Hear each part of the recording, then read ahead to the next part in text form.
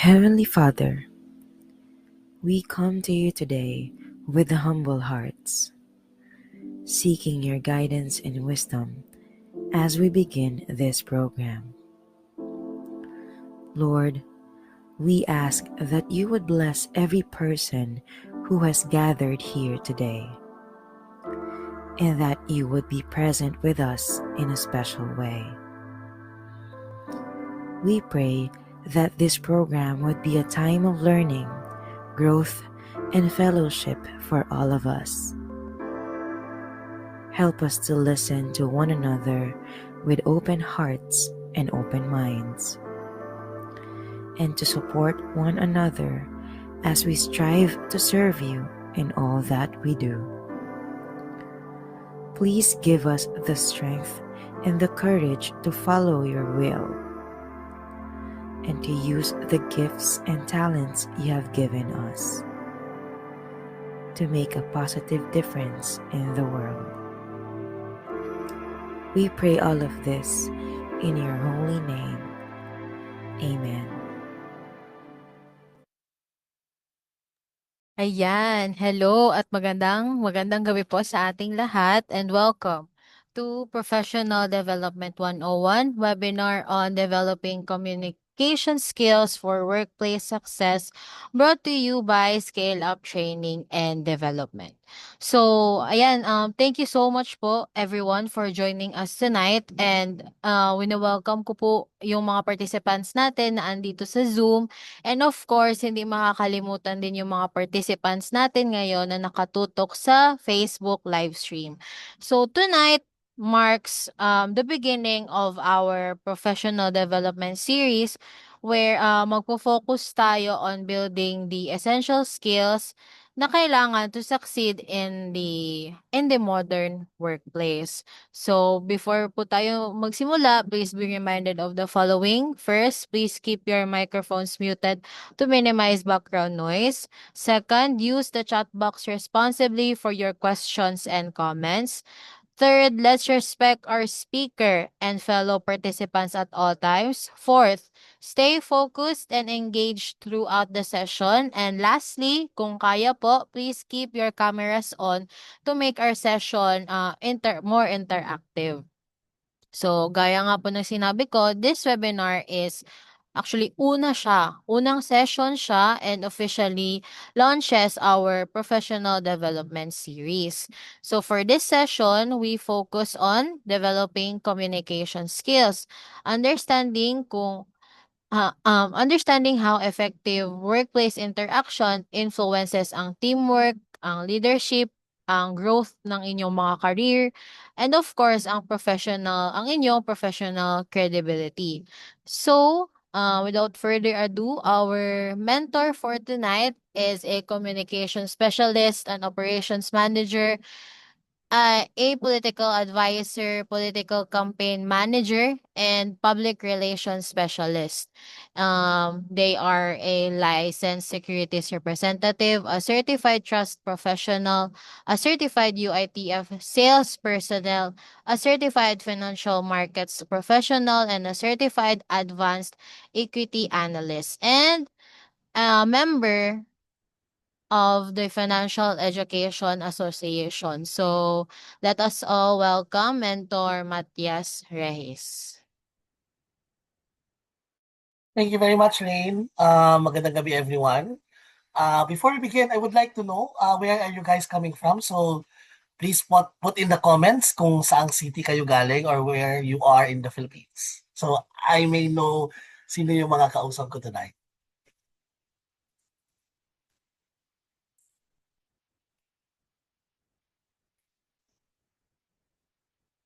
From Tarlac. Okay, we have someone from Tarlac. Hi, Erica. Welcome to today's training. I hope you guys will learn a lot. We have someone from Baguio City, from Baguio. Okay. Cagayan Valley. Okay. I've never been there pa. From Davao City. Hello, I'm also from Davao City. Itugon. San. We have also from someone from Bulacan. Parang we are all over the Philippines, and I'm really glad that you guys are coming out tonight to learn more about how communication skills can really help grow your career and what are the necessary skills that you have to learn in order to improve your communication capacity. We have someone from Cagayan de Oro. Thank you very much. Okay, so to begin, let me first allow me to introduce myself. I am Matias Reyes Jr. You can call me Matt. You can call me Kuya Matt. That would be more comfortable. Currently, I work for the local government of Davao City as a technical advisor for special concerns on local and foreign investments in Davao. I also work as a VA. I work as a public relations specialist for a publishing company based in the US and a community manager for a franchising business based in South Africa. So, yung background ko po involves many engagements online. I have to work with different clients from different continents in the past. I even worked with someone from Europe, from the Middle East, from Asia, and really all over the Philippines. A lot of my non-online work involves politics. So I do political planning. I do political management. I do election campaign management. And I do political strategizing. So yun po yung mga experience ko. And much of these experiences require me and my colleagues to step up our communication skills. So over time, nare-realize natin na in order for us to be able to be more effective in these fields like public relations, even as you're just doing, VA work, VA work, you're doing executive assistance, you're doing different jobs.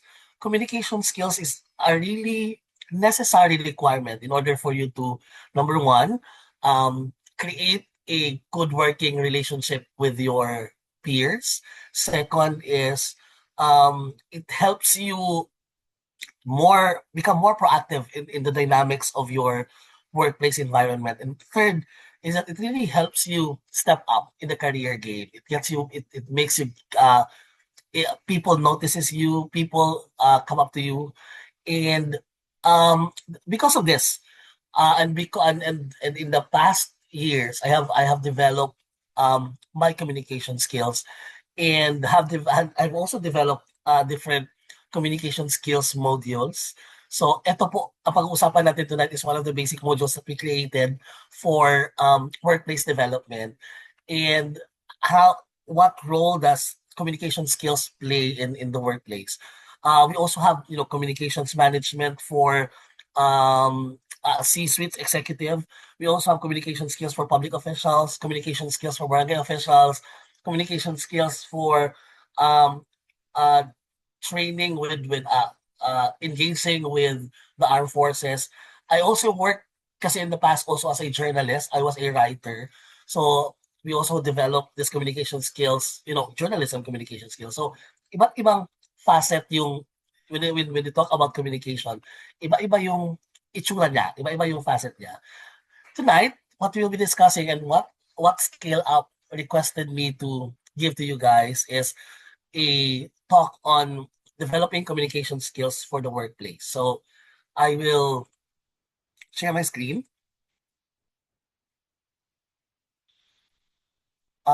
Please let me know if you guys can see my screen. Just a thumbs up lang sa chat natin. Ayan. Okay. Okay, that's good. Okay, so again, our topic tonight, ladies and gentlemen, is developing communication skills for workplace success. Why is this an important discussion as you grow your professional life and as you step up into whether it's a corporate ladder or the professional ladder that you are currently on? It's very important because much of the successes in the workplace, in one's career, is if not entirely because of good communication skills. And much of those who could have had the skills and the capacity to do a good job, some of them gets left behind because they lack the necessary communication skills required to advance the professional ladder. So, and this I've been saying this to a lot of people, my peers, those who I teach, my students. I tell them that communication skills should not be it should not be a negotiable skill. I tell them it's like cooking. You should know how cooking is a life skill. It's a necessary life skill. It's required for you to live and survive. Because when the time comes that you will be all alone, you have to know how to cook. The same goes for communication skills. Wherever arena, wherever industry you will go into, whatever career you will pursue, kahit magtinda ka sa palengke, communication skills is very, very important. Lalo na kung magtitinda ka sa palengke. I have friends that has stalls in the market, and they have very, very good communication skills. They know how to entice customers. They know how to haggle with customers. They know how to market. They know how to sell. Their verbal communication skills is really superlative that they're able to grow their businesses. So saan ka man, whichever arena you are, even if it's not people facing, communication skills is integral. And so developing this skill will put you on a greater advantage than those who are not practicing and who are not developing their communication skills. Okay? So anong objective natin tonight? Number one, our first objective is after this session, we will be able to explain and identify why communication matters at work.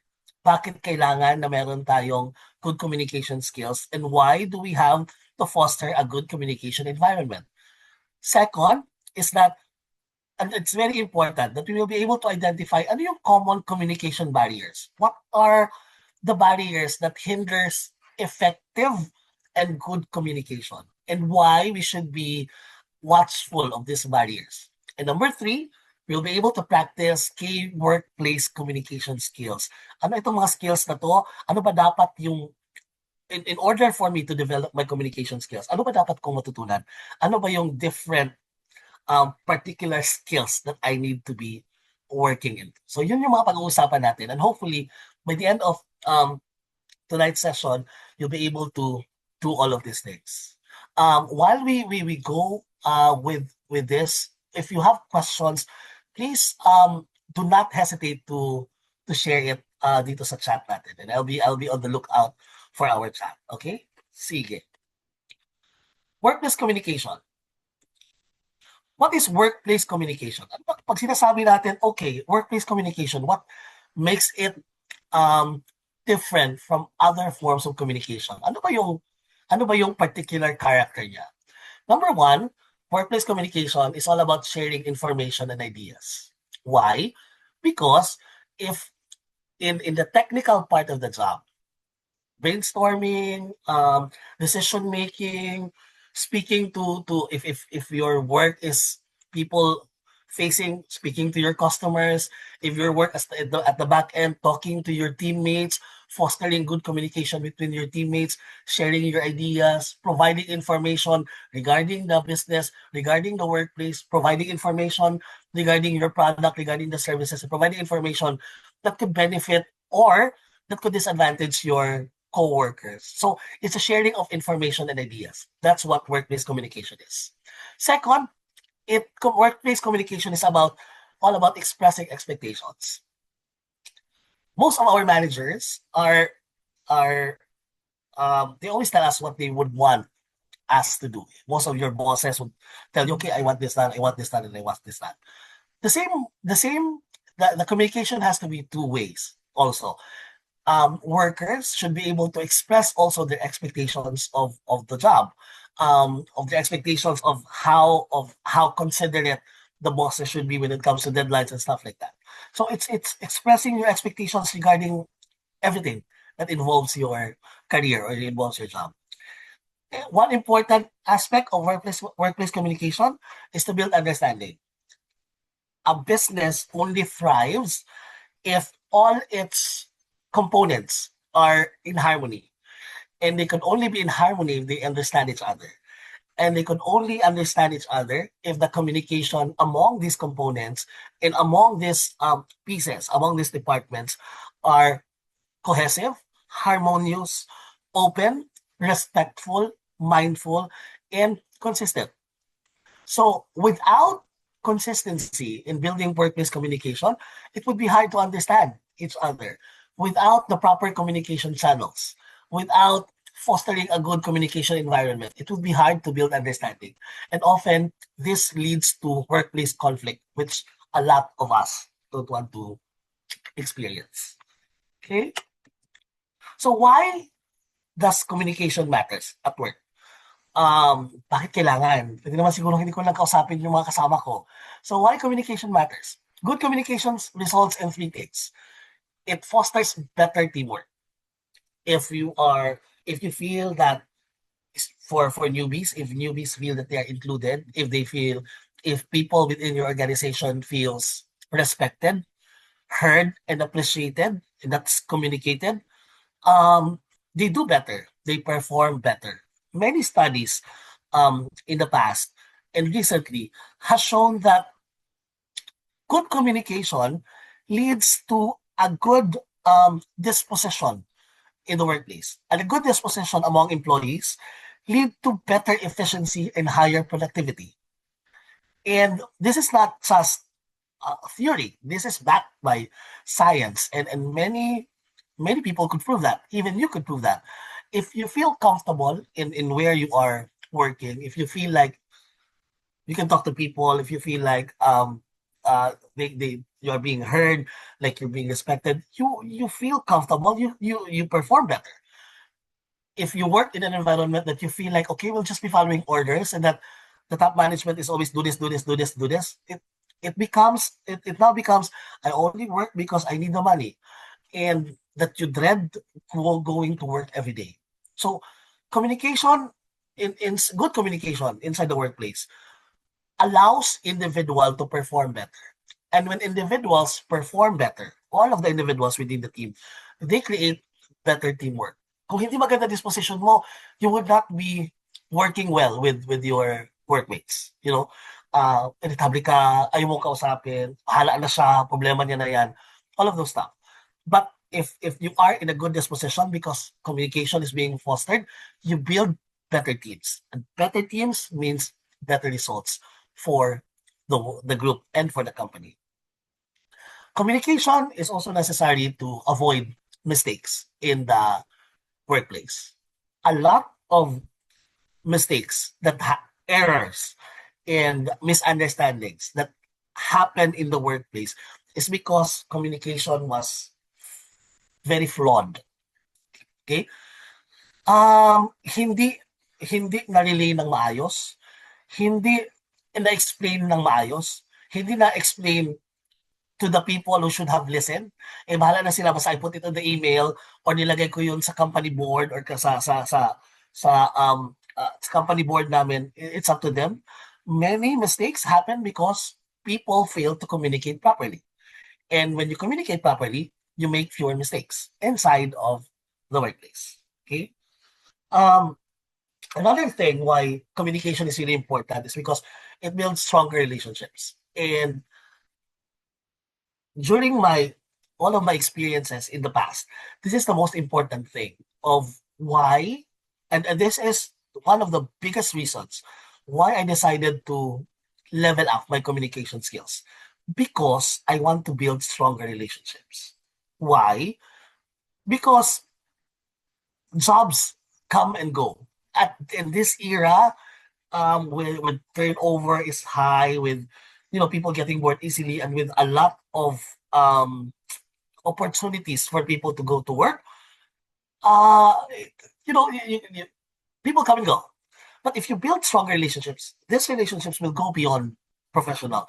They go beyond work. They go beyond the 9 to 5. They go beyond the chat boxes. They go beyond beyond Slack, beyond Skype, beyond those things. It creates a relationship that that puts highlight to the humanity of people. And these strong relationships, you can carry this even beyond the professional life that you have. Stronger relationships does not only mean performing better in work. Stronger relationships means performing better at life. And a lot of the opportunities I have had in the past, including this one, to scale up, a lot of the um, experiences that I had was because of the people I have built relationship with.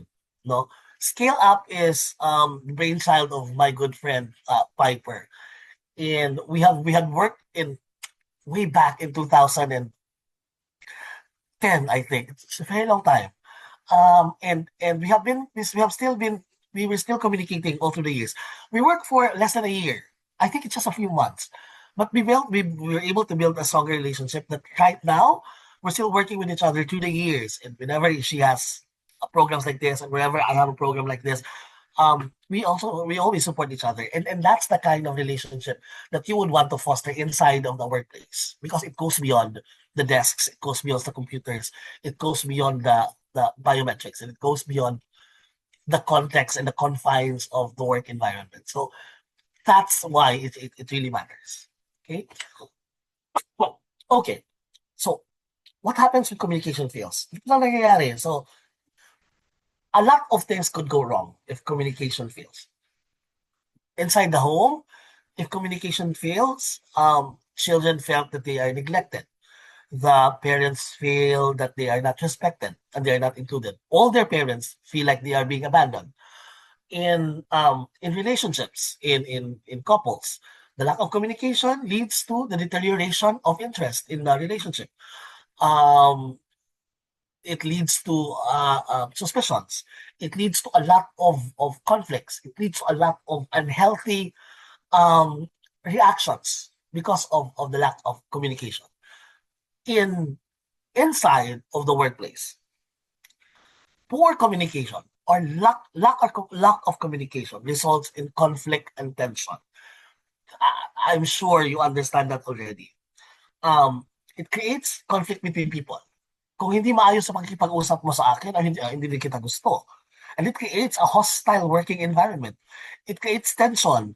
Like, okay, hindi ko siya gusto. I don't like him because he talked to me. He talked like this. Like he speaks like this and stuff. It creates conflict. It creates tension. It creates a hostile work environment that is really very unhealthy. And it's already becoming toxic for everyone. And that I think is one of the biggest disasters that poor communication can bring to a workplace. Second, delays and errors. And I mentioned that a lot of the mistakes that happen inside the workplace is due to the fact that people are um people are not very good communicators, and it causes a lot of mistakes um for those who are working. And these mistakes lead to a lot of delays, a lot of errors, which affect the health of the whole company, which affect the operations of the whole company, which affects the profitability of the whole company.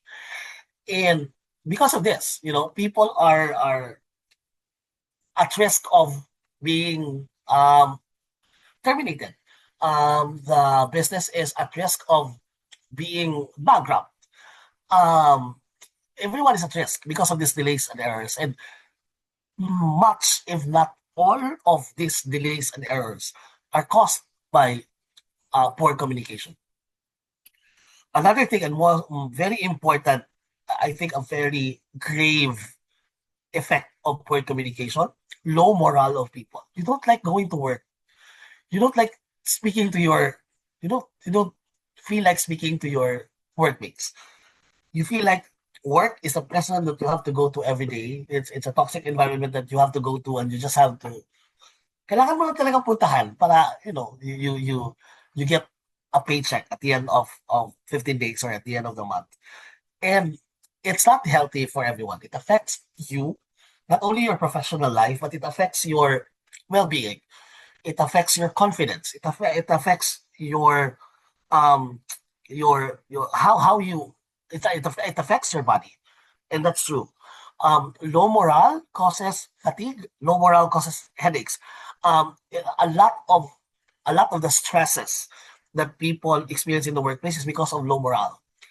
In in a fun working environment, stress is very low because the morale is high. Why? Because people communicate, people talk to each other, people laugh at each other's jokes. The open communication inside the workplace leads to higher confidence among people, and higher confidence means good disposition, and this prevents stresses from coming and from happening to a lot of people. So when communication when communication fails, it's not only the company that suffers.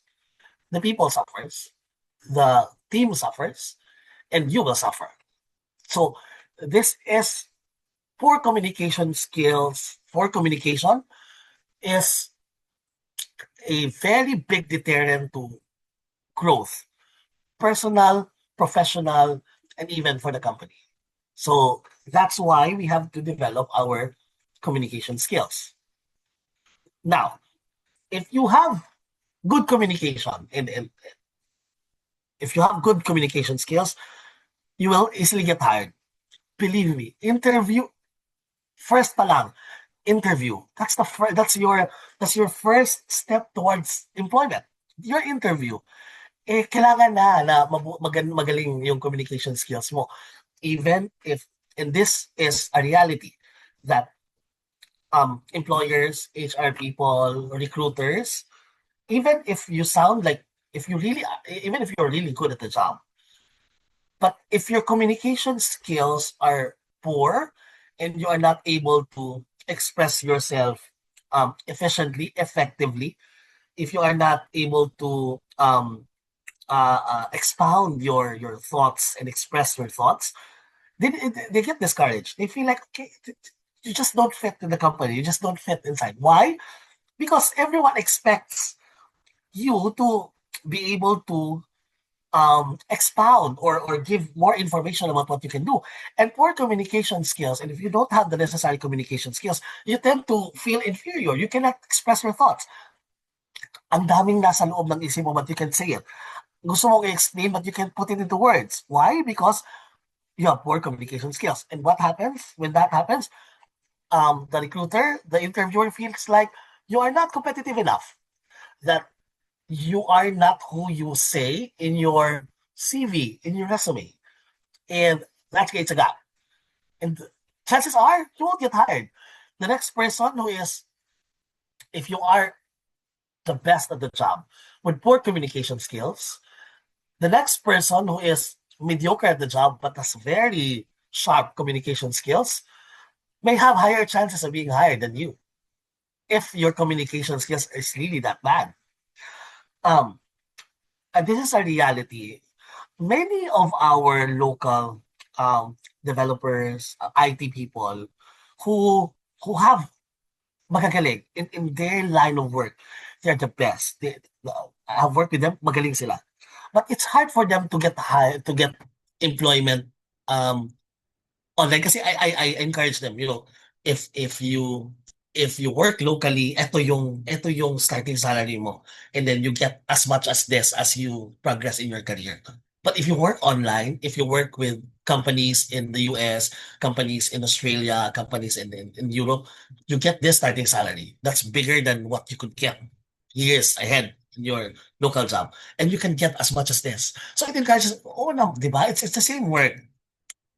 I am not saying na dapat umalis na tayo lahat dito sa local. But I'm encouraging my friends to venture into a more lucrative endeavor sa kanilang professional career. Magaling sila, and I have worked with them and tested how good they are. But they find it hard to secure a job. Why? Because many of them nakakaintindi ng English, of course, nakakapagsalita konti. They are better at communicating pag kailang dalawa at paglasing, they're good.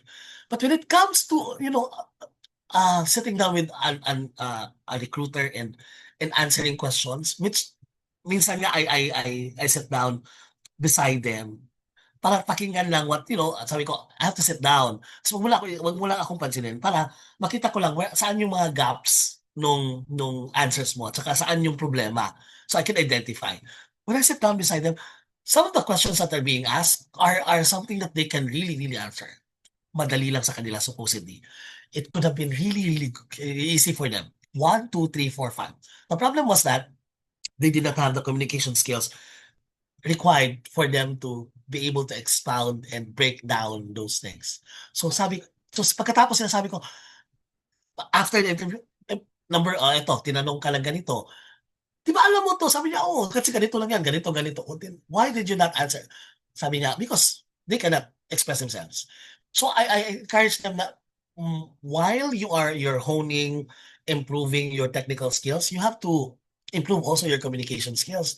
Kasi nga, even if magaling ka, and I know magaling ka, we cannot secure a job for you because yun nga, yung communication skills mo are very poor. So, even if you are the best at what you do, perhaps poor communication skills may set you back. Because again, interview is necessary. Tatanungin ka. And most of the interviews, you will not just be asked about the technicality of the job. You'll be asked like, how do you handle pressure? What's your biggest strength? What's your weaknesses? Etong malapadyan questions na ito, they are not technical in nature, but they are being asked whenever there is an interview. And many of those who have the skills for the job may not have the skills to answer this question. So again, communication skills is necessary for you to get hired. Second, communication gets you promoted. If you're already on the job, and this is a personal experience, I would just mention a company. Well, anyway, it's not local naman. I worked with let's say these two people, si person A at si person B. Si person A is really, really good to what she does. We do ano kaya trabaho namin? We do SEO, mostly SEO yun eh. So kasi I was then the parang marketing head. So these two persons are doing SEO for us. Si number one, SEO and media buying. So si number one, si person A, magaling talaga siya. She, kasi dalawang babae ito. She's really, really good at technicality of SEO. Marami nga akong hindi naiintindihan, so I just rely on her. Si person B, okay naman siya, she can do the job, but she cannot go as detailed as person A. She cannot be as articulate pagdating doon sa technicalities at saka yung mga initiatives and techniques on how you do it better on the job. Pero the difference was that etong si person B is a tawag nito, smart talker. Meron kasing, I don't know if the program still exists in elementary ngayon, in the high school. Yung mga smart talkers. Magaling siya. She graduated mass communication. Magaling siyang magsalita. She's really, really good. Articulate. She's even better than me in most times. And because of that, because of her communication skills, she was the first one who na-promote naman si People A, but she was the first one who was promoted to a higher position. And I could not say no because in that position kasi, you do the SEO, you do the media buying, but you will be facing also the client na. You'll be talking to the client na. You'll be part of the presentation team na. Kasi back lang sila noon. So, and because of the nature of the requirement of the promotion, siya yung napili because she has a better communication skills. So what I'm saying is, again, yung mga merong communication skills who are a tad higher than the average, they get a lot more opportunities. I could say 50% more opportunities than those who have poor communication skills but has the technical skills. Okay? Now, pag-usapan naman natin, ano itong mga barriers ng communication? Kasi sabi ko, it's important for us to identify what hinders good communication. Ano ba yung mga bagay that we should watch out for when doing when communicating with people? There are two factors that affect communication inside of the workplace. One is internal, yung sa loob, ano nangyayari sa loob. The other one is external, factors that are outside of the control and the flow of the company. So, sa loob, internal communication barriers na nararanasan natin, number one, assumptions. And for many, this sounds like this sounds like uh vague, but it happens. Kunyari, someone comes in and you assume, ah, hindi naman magaling or hindi she cannot do it. So let's do it na lang or wag na lang nating isali or uh we have assumptions of people. We have stereotypes, we have biases. We have assumptions like for example, oh kunyari um in the group if a gay person comes in, bakla magaling magsalita. Ganun, instantly. So gawin natin, he will be the one to do this and to do that. Eh, not everyone is that. While we are loud, not everyone is as a good speaker as many. Um, may mga assumptions tayo. We have biases and stereotypes with certain people, and this create barriers doon sa communication, doon sa relationships natin. These assumptions are hindrance not only to communication but in fostering um, big good relationships with people. Another internal communication barrier are stress and emotions. Pag broken-hearted si person, papasok ng office, eh hindi na masyadong pinag-uusapan doon ng love life niya. Broken-hearted siya, hindi siya makakapag-communicate ng maayos. Right? If she's hurt, she's in pain, eh, magsasalita ba yan like the usual? Well, while some people are good at compartmentalizing, kasi may mga tao na nako-compartment nila eh. Like, I am broken-hearted, pero kaya kong i-set aside yan. Papasok ako sa work with a smile. Say, "Ah, okay, I'm fine. We celebrate Monday." May mga ganon. But some people, they cannot handle their emotions. They could not hide their emotions. They could not compartmentalize it. They could not put it aside. And it affects their communication with other people. It affects their communication with other people they work with. Stress, pag marami kang iniisip, marami akong utang, ang problema sa bahay, ang ganito, ang ganyan, yung problema ni ano, it prevents you from communicating with people effectively. Inom na ako ng tubig, guys. Sandali. No.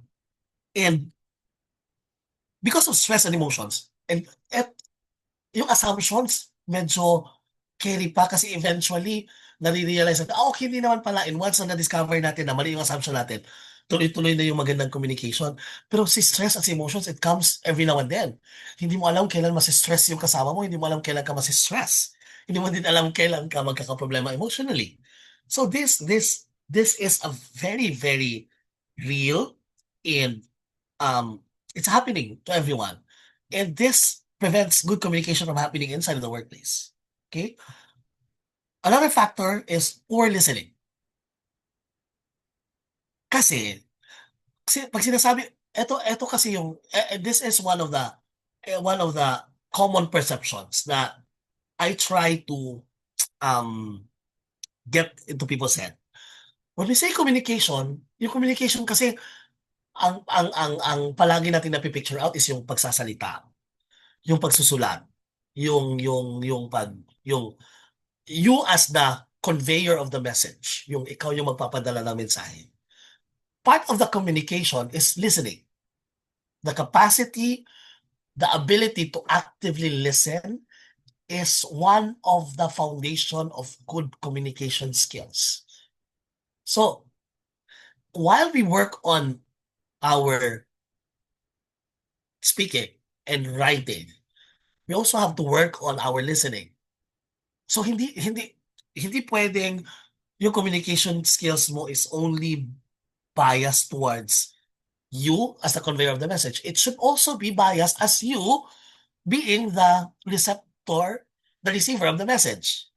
And another thing, before I forget, pag pinag-uusapan natin sa communication skills, hindi lang natin pinag-uusapan yung pagsasalita. We're not talking about words. We're not talking about spoken words. We're also talking about body language. Body language is an integral part of communication. Kahit mag, mag, pag nagsalita ako sa'yo ng good thing, pero nakasnob naman yung face ko, it's different. Right? Yung sinasabi mo naman sa akin na, oh, you are good friends, you trust me, I like you, but you act in the office as if pag nakikita mo ako, umiiwas ka, you go to other people, or you just don't talk to me, you just don't listen. If your actions contradict what you're saying, then there's a communication problem. Mas i-interpret ko yung action mo. So again, hindi pwede na we're just talking about words. We're also talking about our actions. We're talking about our body language, the way we talk to people. Oo nga, nakikinig ako. I am actively listening. Pero nakatingin ako sa kisame while you're talking. I don't feel like nag-usap tayo one-on-one. I don't feel like you're being sincere. Right? Gestures. Nagsasalita yung kasama mo and you are, doing something else. Kasi, mas gusto ko yung ako ng kuko. Stuff like that. Your body language is a great part of the communication skill that you have. So, kunyari magaling, if I talk to someone online, and this is a personal problem of mine, kasi masyado akong magalaw eh. Magalaw akong tao. Some recruiters and some people I talk to on screen, they like people who are, parang broadcaster, like, ganoon. So, and limited and very mindful yung usage ng gestures.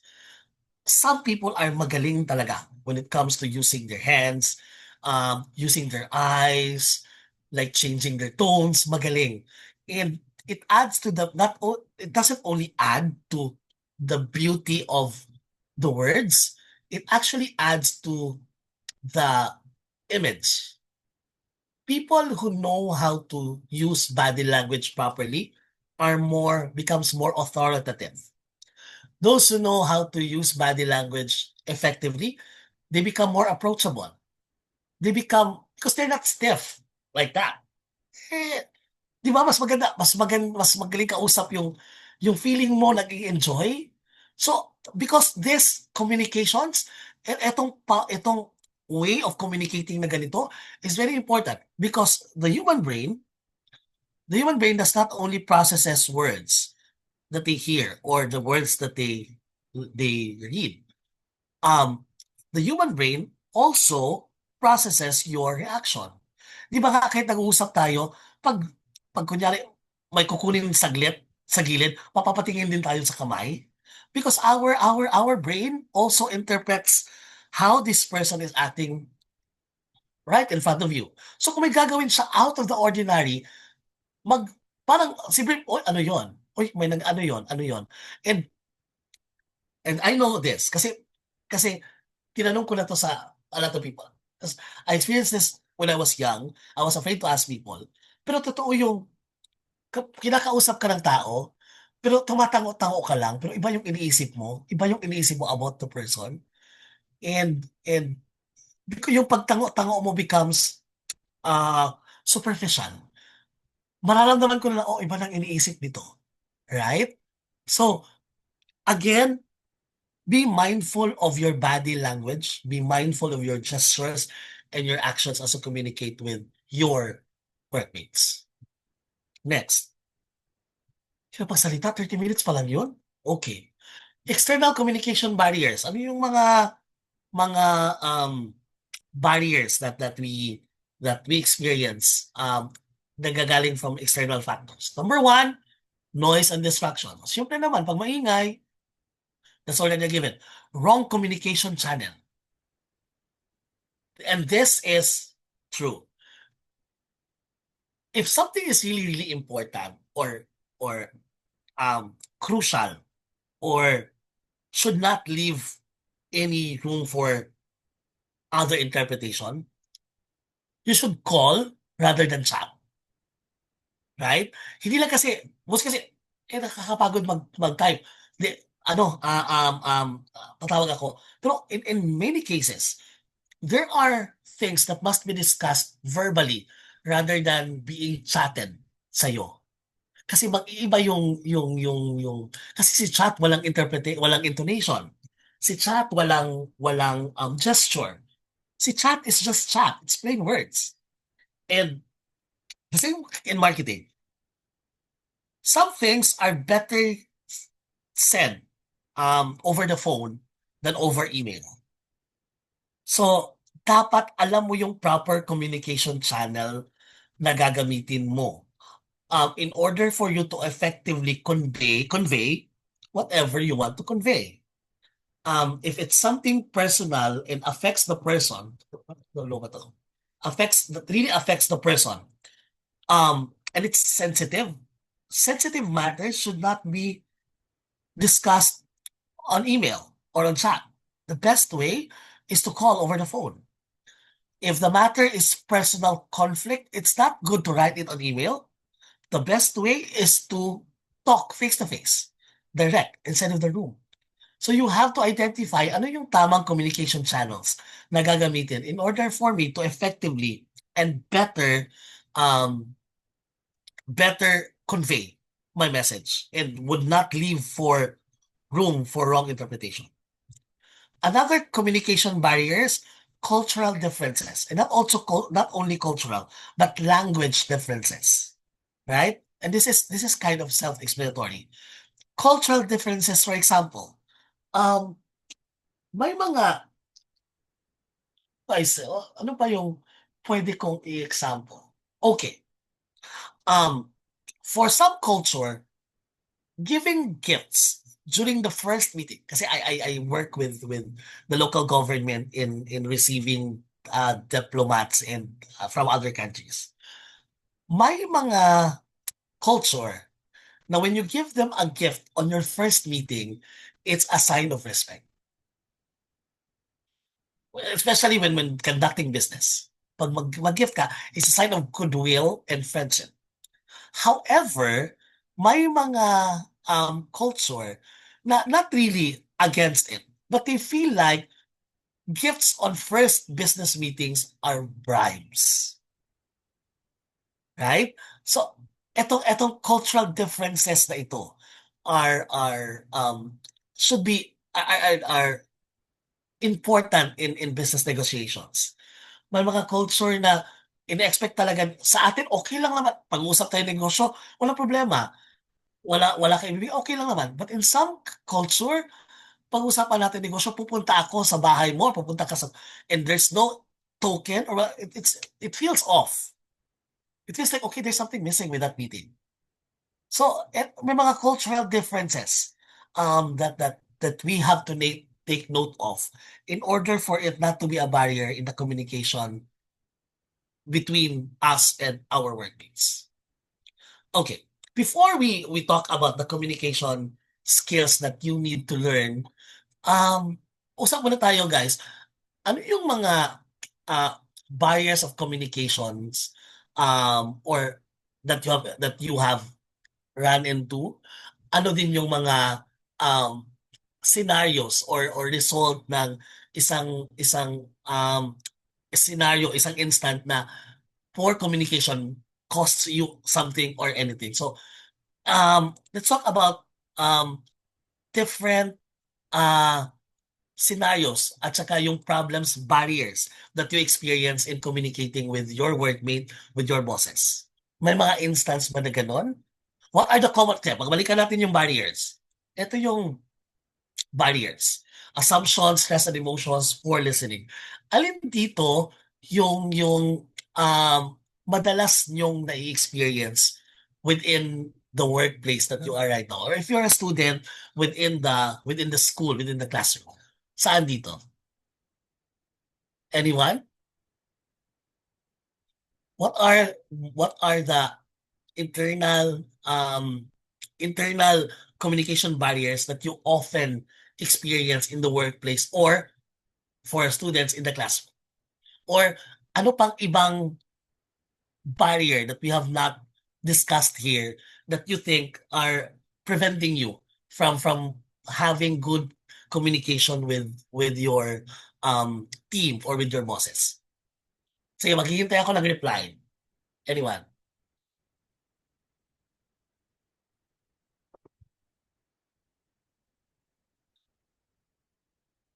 Wala ba? Stress, true. And stress. Yes, that's correct. And in these times, in this era, ito na yung pinakamalaking problema. People are more open. We are more culturally knowledgeable. We are more culturally embracing.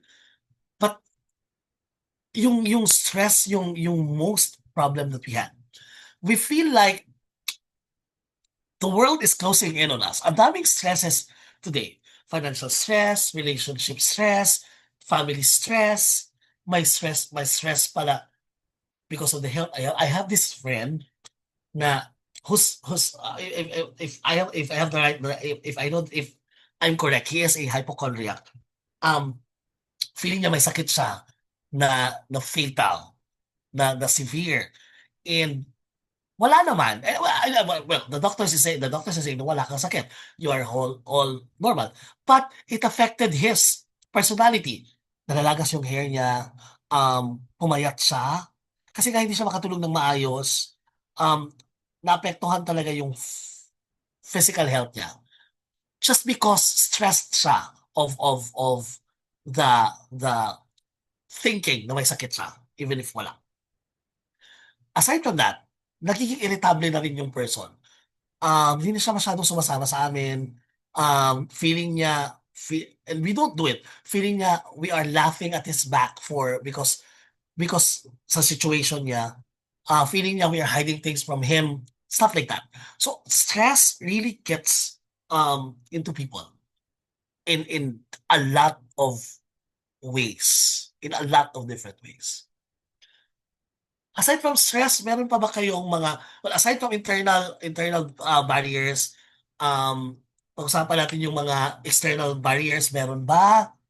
Mostly noise and distraction. It depends on the nature of the job, saan ka nakatira, I mean, saan ka nagtatrabaho, and something like that. Mhm. Um, wrong communication channels, mostly, uh, because not by choice, but because people underestimate the effect of wrong communication channels. For example, is breaking up with a guy um better than sa text, sa chat, sa phone call, or sa personal? Right? And we all know if it's something that you have to decide together as a couple, the best way to do it is to do it face to face. The problem was there was fear na baka ano mangyari, baka hindi matanggap, baka anything, or baka hindi ko masabi right in front. We opt to chats, texts, not even calls.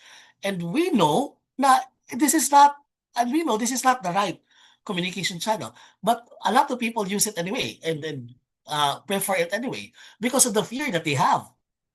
So, yung wrong communication channels really happen by choice of the people and sometimes because of people's fears and because of people's assumptions.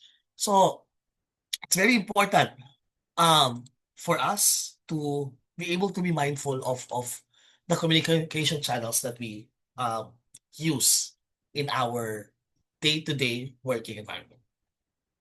If you have questions, please feel free to ask, to chat as we go along. I will try to answer them as we go along. Kasi meron talaga nagsasalita, you're alone, you're all alone, na ikaw lang for 1.5 hour. Sige, tuloy tayo. Okay, communication skills that you need to learn. Ito na tayo. Ano ba yung mga kailangan namin, Kuya Matt, Sir Matt, ano ba yung mga kailangan naming matutunan in order for us to improve our communication skills inside the workplace? Number 1, active listening. Sabi ko sa inyo, the very important foundation of good communication is being a good receiver of the message. Kung lahat kayo magsasalita, kung lahat kayo good speaker, but none of you are good listeners, your ability to speak well goes down the drain. Eh, wala naman nakikinig eh. The first thing that you do is to actively listen. What do you mean by actively listen? Kaya nakikinig naman kami. Actively listen means number one, really listening to the person. Nagsasalita yung tao, I will look into your eyes. Kakausapin kita. I will understand what you're saying. Meron kasing nakikinig ako, pero hindi talaga ako nakikinig. May instance na nakikinig ako kasi naghihintay ako ng chance na mag-back in. Right? But meron namang nakikinig ako because I really want and I sincerely want to listen to you. I look in, kakausapin talaga kita, haharapin kita. That's one. Second, I will understand your words. If you have questions along the way, alam ko kung sasagot ako or hindi. I'll be sensitive about it. But the most important is to digest whatever you are saying. Putting it in mind. Kasi maraming nangyaring conflict in the past. Di ba sinabi ko sa'yo, I can't remember, wala kang sinabi. Sinabi nga, hindi ka lang talaga nakinig. You pretended to listen, but you were not actively listening. So you have to listen actively. Talk to the person, face the person, understand what the person is saying. Break it down. Be interactive prudently. Meaning every now and then. Hindi yung, salita siya tapos, ganun ba? Sa amin ganito. That's not active listening. That's butting in. Active listening is really listening to the person and only interrupts the discussion if it is necessary for the conversation, for the person to feel like you are being listened to.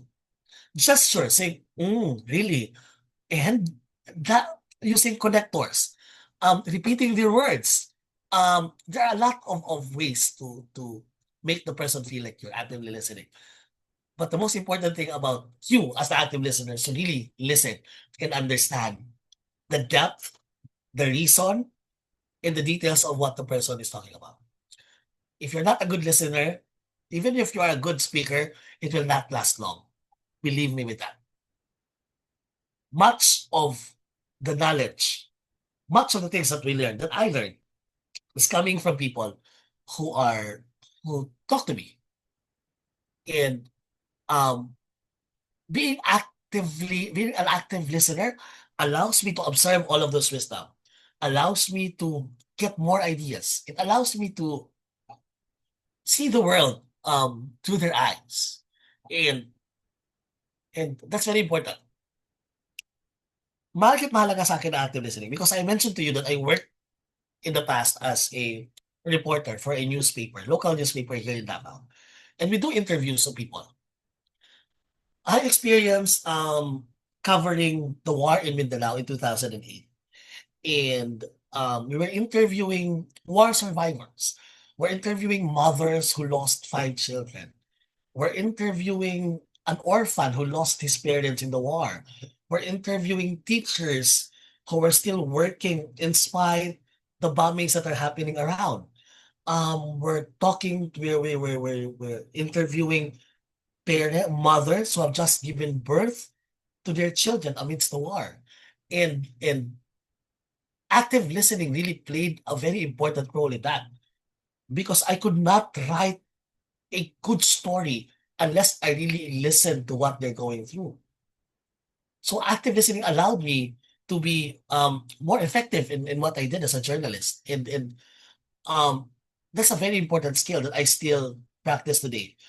If I stumble upon someone who I look up to as, more knowledgeable in certain aspects than I am, I sit to the closest, I sit down to the closest chair. I would want to be within earshot of that person. I would want to look at the person's face as he was speaking, because I want to learn. And the best way to learn is to really, really be an active listener. And that's not an overstatement. You cannot understate the importance, you cannot overstate the importance of active listening. Next, clear speaking. And we're not just talking about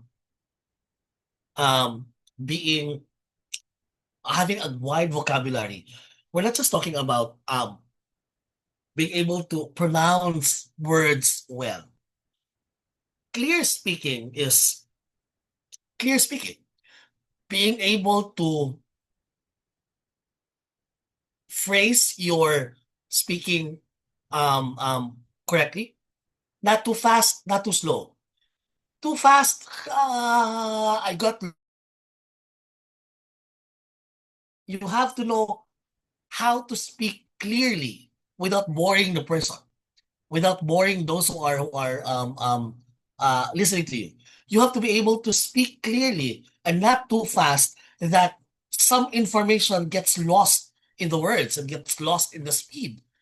You have to be able to speak with clarity, and clarity is very important. How to speak with clarity? Number one is to mince your words, meaning if the information is very important, you have to take time in saying things. Our director says that starting tomorrow, this and that and that. Clear speaking means using your voice properly. Even if you speak clearly, but if it's too soft, we cannot hear, that's not clearly speaking. You can't be too loud because that would be irritating. You have to have a modulated voice fitted within the conversation. If it's a team meeting, you can go higher. If it's one-on-one, why would you do a high pitch for me? Right? Clear speaking is all about using the words properly, speed, tone, and structure. You have to structure your, especially in very important instances. You have to structure your um sentences properly. Yung paulit-ulit, hindi maganda yon. You have to be able to one, two, three, four. When I speak to people on very important matters, I always break them down into parts. Like, okay, so this is what will happen. Number one, because of this and this and this and this. Number two, we experienced that this. Therefore, number three, we decided na ganito, ganito, ganito. I break it down because I want it to be clear to the person who are listening to me. Kung instructions, I break it down number step one, step two, step three, and step four. And this is very important. It takes a lot of training. This is not just vocabulary. This is not just the how sweet your voice is. It's about clearing your mind. Clearing your mind and being mindful of how you convey the message that you are supposed to convey. Clear speaking is allowing your listeners to really get the most out of what you are talking about. And while not really disregarding the gist, the core of what you're talking about. How can you practice clear speaking? Practice clear speaking by number one, thinking before you speak. Like how to think first. One, two, three. Like if the information is 1,000, what are the three most important things that are in there? Number one, number two, number three. Kasi ganito. Okay. I speak with people of different ages, of different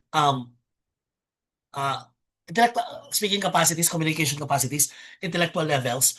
I talk to high school people, I talk to college students, I talk to professionals, I talk to managers, I talk to foreign diplomats who are very, very good in what they do. The way you communicate with them varies a lot. Okay? Because they don't have the same reception. That's why before I speak to them, I always make sure what are the most important thing that I need to convey, that I need to talk about. How do I say it on the level that they will understand. I cannot talk jargons with a high school student. I cannot talk diplomatic relations with a high school student. I could not do that. I could not contextualize it within that. But I have to be clear on, okay, number one, number two, number three. Even when I'm talking to diplomats, member of the diplomatic corps, I always break it down. Number one, number two, number three, number four, number five. Because I want them to hear me clearly. I need to face it on properly, that they be able to understand where I'm coming from, that they will be able to get what I'm trying to say. Um, not allowing myself to eat my own words, not mumbling too much, not using so um that distracts the person. Clear speaking is to say it with clarity. And you can only achieve that clarity if you understand what you're talking about. If you understand the core of what you are trying to express and the core of what you are trying to convey. So, if you want to practice clear speaking, you have to practice clarity in your understanding of things. Ito yung sasabihin ko sa kanya. Ano yung ano yung very important points? Ito. And even if I talk to personally with some friends, especially when they are in trouble or if they have problems, I always I always make sure that my points are clear to them without sacrificing the sincerity and the emotional impact of our conversation. Kasi ganito, 'di ba? 1, 2, 3, 4. 1, 2, 3, 4. Tapos eto, 'di ba? 1, 2, 3. Di dapat 1, 2, 3, 4, 'di ba? And because I don't want to repeat myself over and over again on the same words, on the same paragraph, the same words and the same thought, the same paragraph. So, clarity of mind is very important in order for you to be good in speaking clearly. Next, and we have talked about this. Non-verbal communication is a skill that you need to learn better. Non-verbal communication means facing your, if you're speaking, facing the person properly. If you're listening, facing the person properly, looking the person in the eye, talking really to the person, using your hand gestures correctly. Hindi masyado yung using it sparingly, properly, in the right context, that it adds to the gravity of the words more than it distracts the person from the words. Non-verbal communication is very, very important. Skill number 4, digital communication. And this is something new that I would want to share to people. How do you practice proper digital communications? Number 1, your emails must be composed with respect. It has to be respectful. The tone has to be respectful, friendly at the same time, and it has to be concise. I don't want to read a very long email stressing only one thing. I want my email to be really quick and straightforward. Right? It's different from when I speak to you. It's different from when I email it to you because email is rather straightforward and short, and I want it that way because I know how busy you are when you're in front of your computer. Posting in social media properly. Thinking before you post. That's digital communication skills. Making sure that you are not being too antagonistic on some people when you don't intend to be antagonistic. Using the right words that would not offend certain groups of people. Using the right words that would not offend some organizations. Stuff like that. Digital communication may sound very modern, but it has to be exercised within the confine of respect, mindfulness, and prudence. That you have to be prudent in what you are putting out there through digital channels, whether it's through social media or through email or even through chats. You have to be mindful of that. There's things like social media etiquette. There's things such as email etiquette.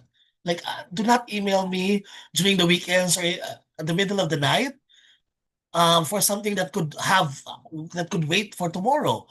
And that's not good etiquette, right? Um, you cannot post my photos without my permission. That's etiquette in social media. Thinking before you posting is a necessary requirement when using social media platforms. So while we also develop our speaking, our listening skills, we also have to develop our skills in how we use and manipulate digital communication channels. Now, feedback. When we talk about feedback, we talk about how you provide feedback to people, how you respond to people. That's a skill, that's a communication skill that everyone must learn. A lot of people gets misunderstood. Ay, di naman ako nagagalit. Eh, bakit yung tone, bakit parang ang galit? Or, pag ayaw niya sa ginawa ko, I'm not saying na ayaw ko sa ginawa mo. What I'm saying is this, and that. A lot of feedbacks are wrongly perceived or wrongly received by a lot of people. Na may misunderstood yung feedbacking. Kasi minsan, the way the feedback was given was not also mindful. Hindi rin siya within the context of good communication skills. How do you provide feedback? Number one, even if something is, you don't like something, you still have to be respectful. Second is you have to be clear on which part you don't like. Which parts do you like? Which parts you don't like?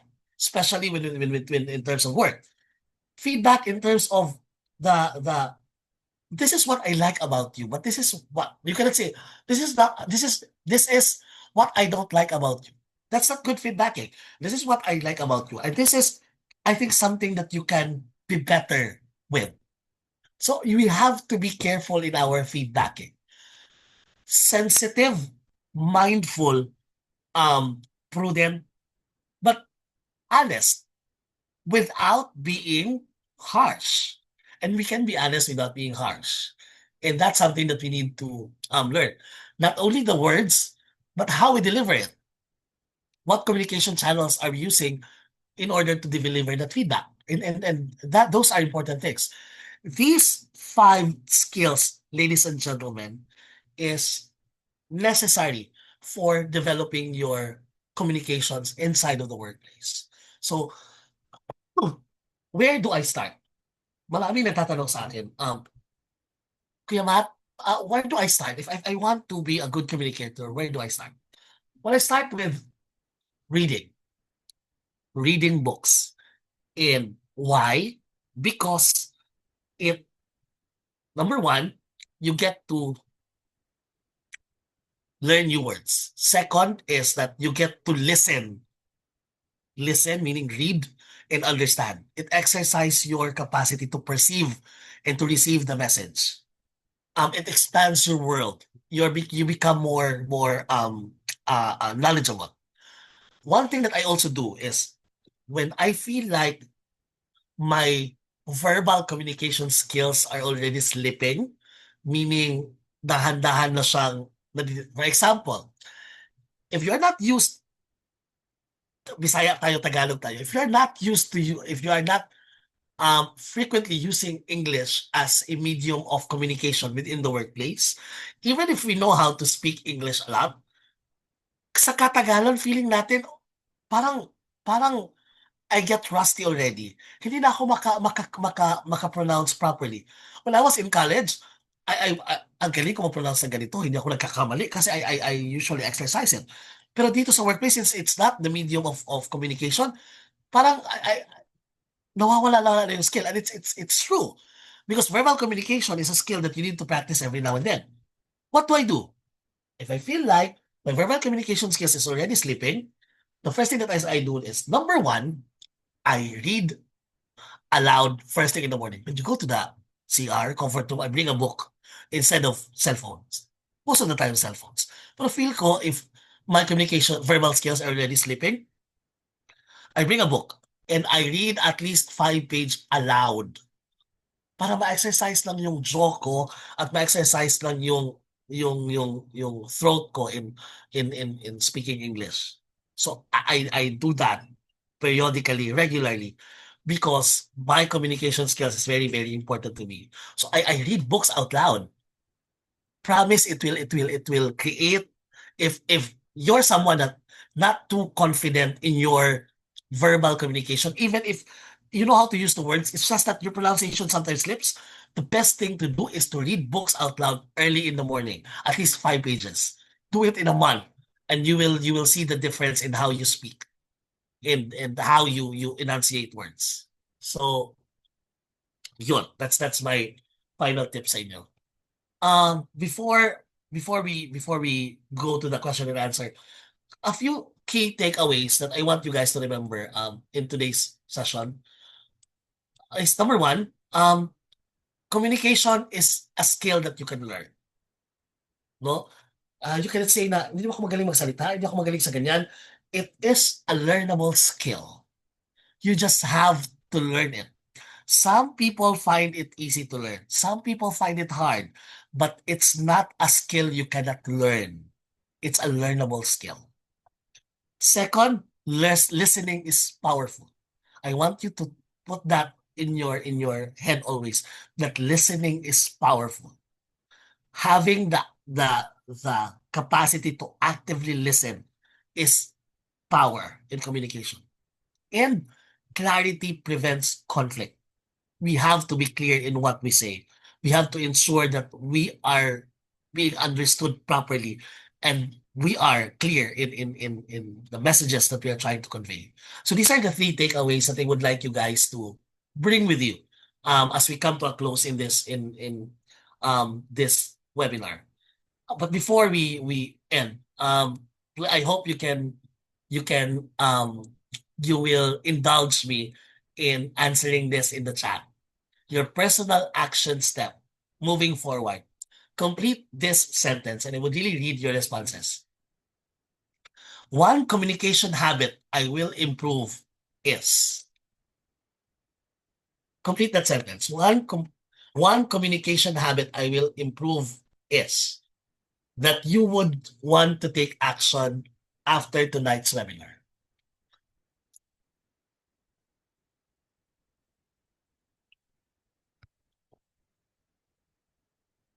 I'm waiting sa chat box, everyone. One communication habit. Huwag niyo lang isulat yung one communication habit I will. One communication habit I will improve is the clarity of the way I speak. Yes. And it won't come easy, Gwen. I'm telling you, it won't come easy, but you just have to strive you just have to improve again and again and again. And the best way to do that is if you have a buddy na who also wants to improve their communication skills, you can be accountability partners na, oh, yung sinabi mo yun hindi masyadong clear. Dapat ganito. Kasi it's a brainstorm, it's a practice that is improved and honed over time. Do you have anyone else, people? One communication habit that I will improve is, ayan, meron pa bang magsasubmit ng entries nila in here out of the 28 people in the chat? One communication habit that I will improve is actively listening. Yes. Good for you. One communication habit I will improve is to be a better. Yes. And again, that's a foundation. One communication habit I will improve. Yes, that's a foundation of good communication. Makinig talaga. That's the best skill that you have to really, really learn. Active listening, clarity of speech. Think more first before responding. Yes, I appreciate that. And because some people are quick to quip, like, ganito. But thinking first before responding puts you on a better ground, on a better standing than anyone else. It greatly improves your authority. Yes. Thank you very much for everyone who has participated and is still sending their answer, completing the sentence that they have. I guess that will be all from me. Everyone, remember, communication is an integral component of professional success. So if again we are aiming for that ideal professional success that we have in our mind, we have to practice good communication skills. It will take you on a great advantage. It will give you great advantage with over anyone else. So, okay, what are your book recommendations for enhancing your English speaking skills? Okay, yun, ito yung mga questions. Ayan. Thank you for opening it up, Gwen.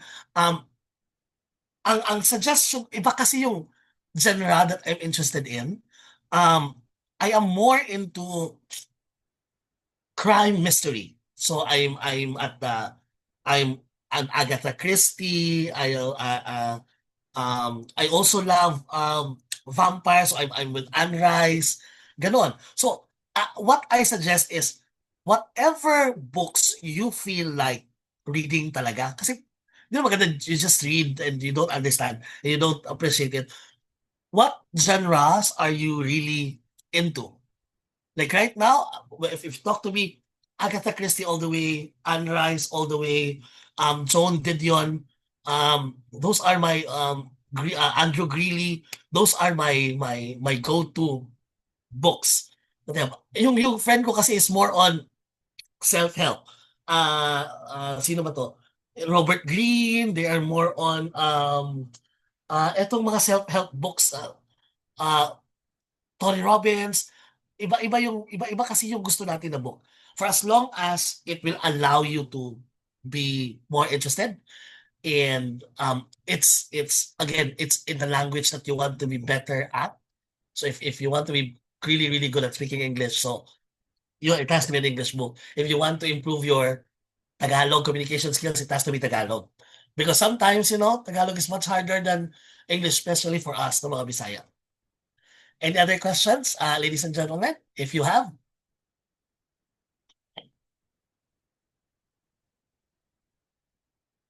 Okay, I think, Rain, are you there? I think we don't have any more questions. I want communication will that I will be improving is active listening. Yes, please. Yes, please. You would appreciate people better and you will become better communicator and people will want to talk to you more if you actively listen to them. So I guess that's it. Ladies and gentlemen, thank you very much for being with me tonight. Maraming salamat. I hope you learned something and have a good night. Ayan, thank you so much po, mentor, for that very clear and very insightful na discussion tonight. And of course, thank you so much din po sa mga participants natin tonight na talagang nagtatanong at nagpa-participate. So, um, ayan, nag-start na yung open forum. So if ever meron pa pong mga questions na pahabol, pwede pa po kayong mag-ask through the chat box. And while waiting po sa mga questions ninyo, please don't forget to fill out our attendance sheet.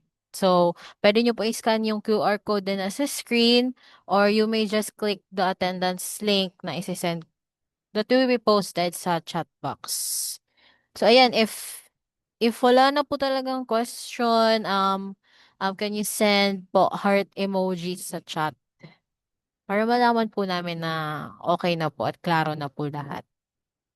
Ayan. So, mayroong dalawa, tatlo na okay na daw po. How about the others?